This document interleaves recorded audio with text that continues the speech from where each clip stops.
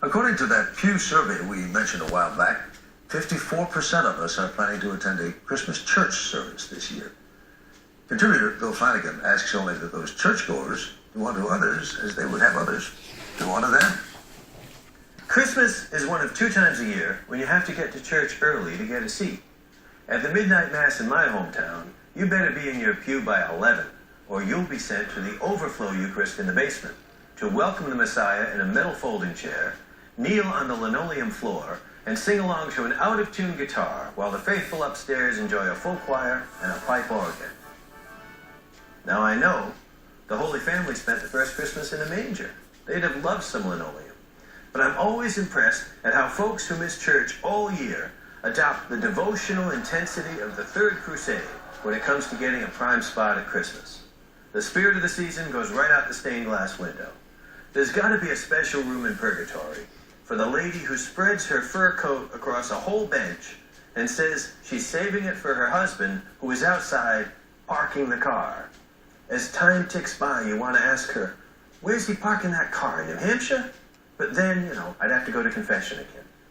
Last year, my family was wedged between 2 phalanxes of true believers with short tempers and sharp elbows.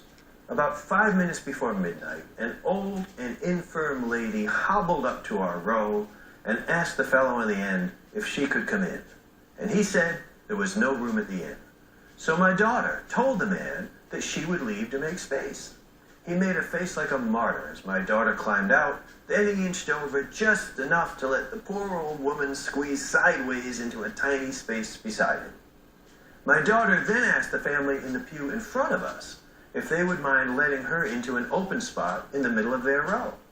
The father let her in, but the mother would not budge, so my daughter ended up lodged between them, while they both looked as resentful as if she had asked to spend the winter in their attic.